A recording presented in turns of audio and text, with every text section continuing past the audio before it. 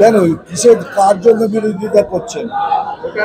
কেননা কোথাও তো বলেনি ইলেকশন কমিশন যে হিন্দুদের ভোট দিতে দেওয়া হবে না, ভারতীয় মুসলিমদের ভোট দিতে দেওয়া হবে না।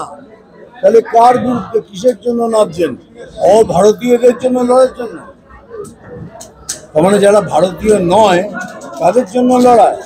এসআইআর নিয়ে রাজ্যের শাসক দলকে তুলোধনা করলেন বিজেপির কেন্দ্রীয় কমিটির সদস্য এবং বিশিষ্ট অভিনেতা মিঠুন চক্রবর্তী। এদিন তিনি হাওড়া ময়দানের ইন্ডিয়ান মেডিকেল অ্যাসোসিয়েশন হলে একটি কর্মী সভায় যোগ দেন। উদ্দেশ্য ভোটের আগে কর্মীদের চাঙ্গা করা। এদিন তিনি এসআইআর নিয়ে একাধিক প্রশ্নের জবাব দেন। তিনি বলেন, রাজ্যে এসআইআর লাগু হতেই শাসক দল ভয় পেয়েছে। পুরোপুরি এসআইআর হলে তৃণমূল বিপদে পড়বে, তাই এখন তারা ভয় দেখানোর চেষ্টা করছে। এটা জেনে ওকে অভারতীয়ের জন্য যা করা তারা করছে, ভারতীয়ের জন্য কিছু করছে। টোটালি ভয়ের কারণ আছে।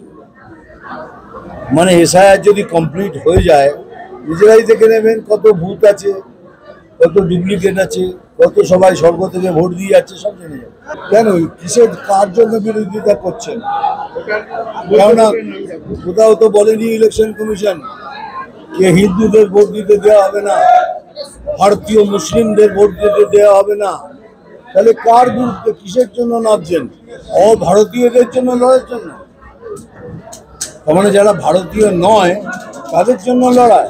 ভারতীয় মুসলিম যারা আছে তারা সে অধিকার পাবে। তাহলে কে রয়ে গেল? অভারতীয় যারা।